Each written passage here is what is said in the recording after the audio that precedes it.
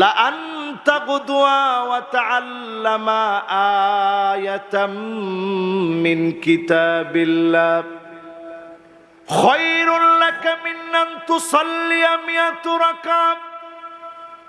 একটা আয়াত যদি বোঝার চেষ্টা করেন, এখান থেকে ওঠার আগে 100 রাকাতের চাইতে বেশি সওয়াব বান্দার আমলনামায় মালিক দিয়ে দিবে। একটা আয়াত বুঝলে যদি 100 রাকাতের চাইতে বেশি সওয়াব হয়, 3টা আয়াত বুঝলে সওয়াব কত? অধিকাংশ লোক ফেল করছে একজন ছাড়া।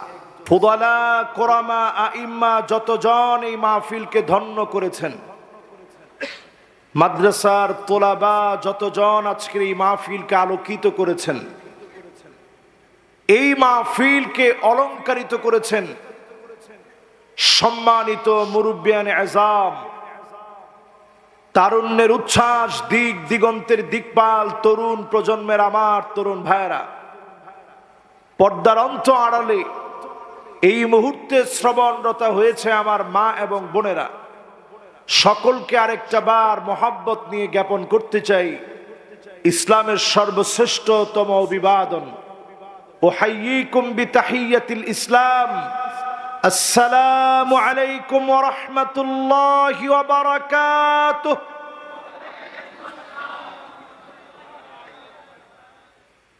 আমি লক্ষ্য করে দেখলাম সামনের লোকগুলো কৃপণ না হলেও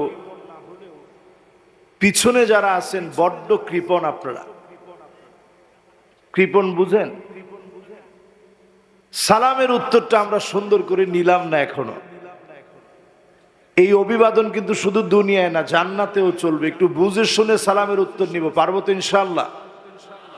দেখি আরেকটা বার, আসসালামু আলাইকুম ওয়া রাহমাতুল্লাহি ওয়া বারাকাতুহু।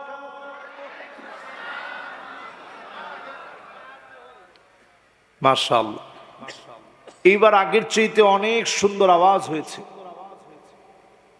এই মাহফিলে যারা আমরা আসছি বসছি, কৃপণতা বাদ দিয়ে জবান খুলে মহব্বত নিয়ে সকলে প্রশংসার জবানে মালিকের প্রশংসাটুকুন আদায় করি, মন থেকে মহব্বত নিয়ে সকলে পড়ি কালিমাতুশ শুকর আলহামদুলিল্লাহ।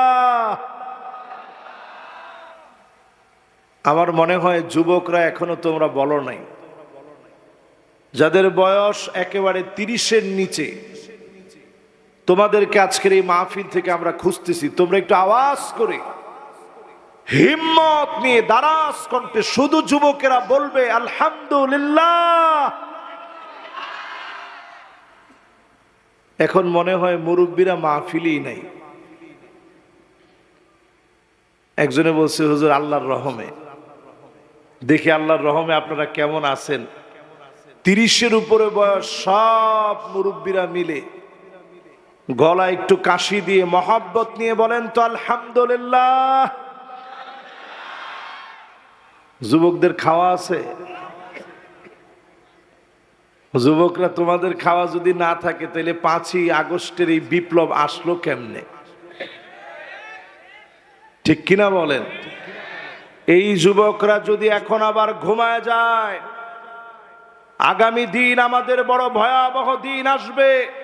যদি আল্লাহর জমিনের দিন কায়েমের জন্য সচেষ্ট আমরা না হই, যুবকরা যদি জাগ্রত না হয়, ভয়াবহ আকার ধারণ করবে। ঠিক কিনা বলেন? এই জন্য এই যুবকরা চুপ থাকতে পারে না। 30-এর নিচে বয়স তোমরা আরেকটা বার আওয়াজ করে বলো তো আলহামদুলিল্লাহ। এবার ঠিক আছে তো? এবার 2 গ্রুপ একত্রে মিলে পড়ি আলহামদুলিল্লাহ। মাশাআল্লাহ, মন ঠিক আছে সবার? আজকের এই মাহফিলে নবীজির নামে একটা বার সবাই দুরূদ শরীফ পড়বো, একজন লোক বাদ যাব না। সবাই মিলে পড়ি মুহাম্মাদুর রাসূলুল্লাহ সাল্লাল্লাহু আলাইহি ওয়াসাল্লাম। সবাই বলছেন। আমি ওয়াজ শুরু করতে করতেই 10:30 বেজে গেছে। বাড়ি যেতে হবে না? দেখি কার বাড়ি যেতে হবে?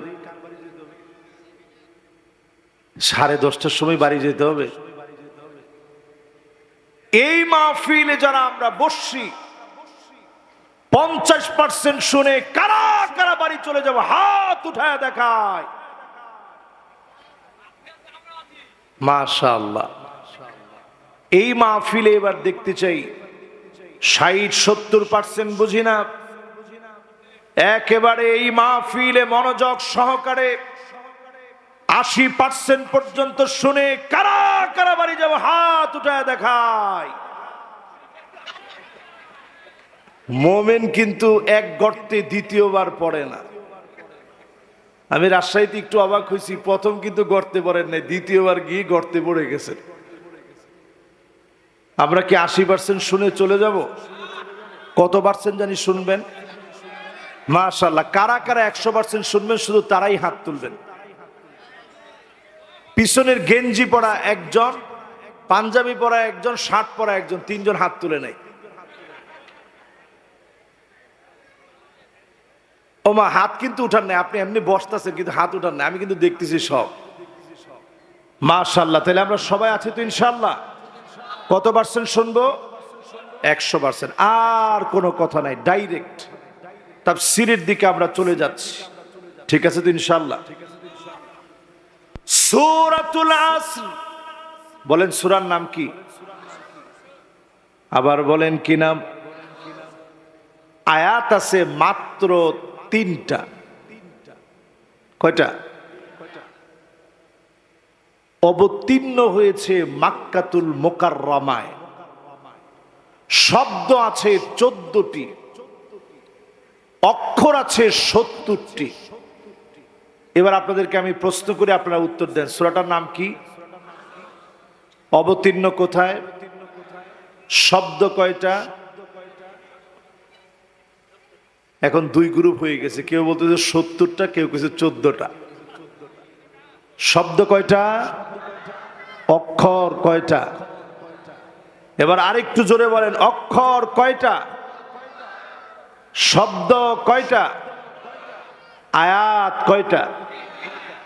আল্লাহ নবী আবু যারকে ডেকে বলেন, আবু যার শোনো, লা আনতা গুদওয়া ওয়া তাআল্লামা আয়াতাম মিন কিতাবিল্লাহ খায়রুল লাকা মিন আন তুসাল্লিয়া মিয়াতু রাকাত। একটা আয়াত যদি বোঝার চেষ্টা করেন, এখান থেকে ওঠার আগে 100 রাকাতের চাইতে বেশি সওয়াব বান্দার আমলনামায় মালিক দিয়ে দিবে। একটা আয়াত বুঝলে যদি 100 রাকাতের চাইতে বেশি সওয়াব হয়, 3টা আয়াত বুঝলে সওয়াব কত? অধিকাংশ লোক ফেল করছে একজন ছাড়া। অনেক লোকেরা বলছে 300 রাকাত, অনেকে বলছে 300-রও বেশি। বলেন সওয়াব কত? একটু বলতে হবে মাঝে মাঝে, নাইলে কিন্তু ওয়াজের ভিতরে মজা পাওয়া যাবে না। সবাই একটু বলি, সওয়াব কত?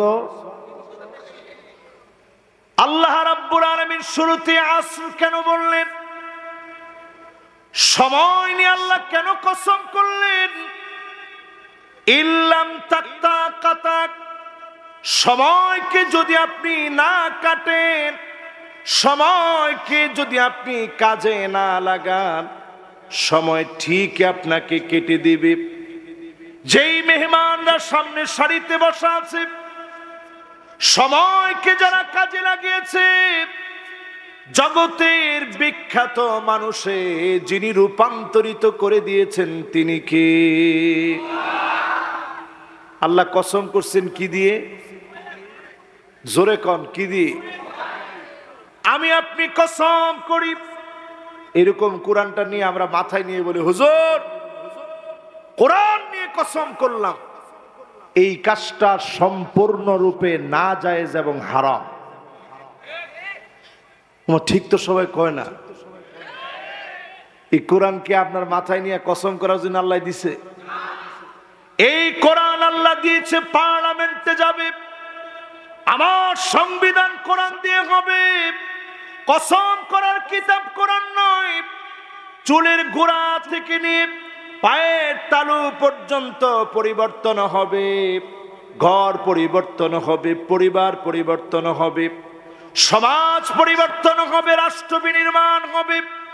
সব আল্লাহ কোরআন দিয়ে করাতে চান। কসম করার জন্য কোরআন আসেনি, এই কোরআন দিয়ে কসম করা যাবে না। একমাত্র যদি কসম করা লাগে, যার নাম দিয়ে কসম করা লাগবে তিনি কে? আমরা করি কি অনেক সময় স্ত্রীর চোখ ধরে কসম করি, বউ তোমার চোখের কসম, এই কাজ আমি করি নাই। মনে মনে চিন্তা থাকে যে আল্লাহ যদি কিছু হয় বউয়ের চোখের হবে, আমার কি? ঠিক কিনা বলেন? এরপরে অনেক সময় আমরা কসম করি পীর বাবার নামে, এবং ওই লোকগুলা বলেও সবার নামে কসম করে মিথ্যা বললে বলার সম্ভাবনা থাকে, তবে পীরের নামে কসম করে আমি জিন্দিগিতে মিথ্যা বলি না, পীরের নামে কসম করে বলতেছি। এই সব কসমগুলা হারাম। জোরে কোন কি? ফামান কানা ইউহলিফ ফালিইউহলিফ বিল্লাহ। আল্লাহ নবী পরিষ্কার জানায় দিলেন, যদি তোমাদেরকে কসম করা লাগে, একমাত্র শুধুমাত্র যার নামে কসম করা লাগবে তিনি কে? এবার আমি আপনাদেরকে প্রশ্ন করি, সবচেয়ে বড় কে? তাহলে কসম করবেন কার নামে? সবাই কসম করব কার নামে? কি বলে কসম করবে একটু শুনেন। হ্যাঁ, এটা বাংলায় ঠিক আছে, এটা কোনো অসুবিধা নেই। কিন্তু কেউ যদি আরবিতে বলতে চান, তাহলে ওয়াল্লাহি বিল্লাহি তাল্লাহি বলে আপনি কসম করবেন, এর বাহিরে অন্য শব্দ দিয়ে নয়। যদি বাংলায় কেউ করতে চান, তাহলে বলবেন আল্লাহর কসম করে বলছি এই কাজ আমি করি নাই। ঠিক কিনা বলেন? এবার আসুন, আল্লাহ পাক কসম করবে কি নিয়ে? আল্লাহর চাইতে বড় তো কেউ নেই। আমি আপনি মালিককে নিয়ে কসম করলাম, কারণ আমার মালিক সব চাইতে বড়। আমার মালিক আমার সব দুঃখ বুঝে। আমি মিথ্যা বলি নাই, অন্যায় করি না, আমার মালিক জানে। কেউ যেটা দেখে নাই সেটা আমার মালিক দেখে, কেউ যেটা বুঝে নাই সেটা আমার মালিক বুঝে। আলিমুম বিযাতিস সুদূর, মালিক অন্তরের খবর জানেন। এজন্য মালিকের নামে কসম করেছি। মালিক কসম করবে কার নামে? আল্লাহর নামে। আল্লাহ কসম করবে কি দিয়ে? আল্লাহ ওই বিষয় নিয়ে কসম করে যার সত্যতা পৃথিবীর কেউ অস্বীকার করতে পারে না। জোরে করে আল্লাহু আকবার। আপনারা কি আমার সাথে আছেন? আয়াত জানি কয়টা? আর জোরে। শব্দ কয়টা? অক্ষর কয়টা? অবতীর্ণ কোথায়? লিল্লাহে তাকবীর। আমি এত খুশি হয়েছি যে শ্রোতাদের ভিতরে একটু একটু শ্রোতা না, ছোট বাচ্চা থেকে সবাই অন্তত প্রথম পড়াটা মুখস্থ করে ফেলছেন। আপনারা মাহফিলের নাম দিচ্ছেন তাফসিরুল কোরআন মাহফিল। এইখানে যদি আমি আমার তাফসির রেখে অমূলক কথা বলি, এটা এই মাহফিলের ব্যানারের সাথে যায় না। তোমার ঠিক তো দুইজনে না কর, বাকিদের কাছে কি এটা বেঠিক মনে হয়েছে? এই জন্য আমরা তাফসির মাহফিলটাকে গাম্ভীর্যপূর্ণ পরিবেশ হারাতে চাই না। ঠিক কিনা বলেন? এই মাহফিলে যারা বসছেন সবাই যথেষ্ট মনোযোগী শ্রোতা। আমি এক এক করে সব দিকে আসতেছি ইনশাআল্লাহ। আপনি এবার চিন্তা করেন না যে হুজুরে তাফসিরে ঢুকছে। আচ্ছা, তাফসিরের ভিতরে সব আছে না নাই? আমার এক উস্তাদ ছিল শেখ মুতাওয়াল্লি শাহরবি রহমতুল্লাহ আলাই, আল্লাহ তাআলা ওনার কবরটাকে জান্নাতের টুকরা বাগান বানায় দেখ, পড়ে না আমিন। নাস্তিক একদিন ওনার সাথে বসছে একটু বিতর্ক করার জন্য। তো কি দিয়ে আটকাবে? নাস্তিক প্রথমেই বলতেছে যে শেখ আপনারা তো বলেন কোরআনে সব আছে। তো আপনি একটু বিনয়ের সঙ্গে আমারে বলবেন, কোরআনে সব আছে, কদ্দুর আটা দিয়ে কয়টা রুটি হয় কোরআনের কোন জায়গায় আছে একটু বের করে দেন। প্রশ্নটা কি সহজ না কঠিন? তো শায়েখ কইল, আরে আপনি এইরকম সহজ একটা জিনিস এটা আপনি বুঝেন না? ফাসআলু আহলা যিকরি ইন কুনতুম লা তা'লামুন।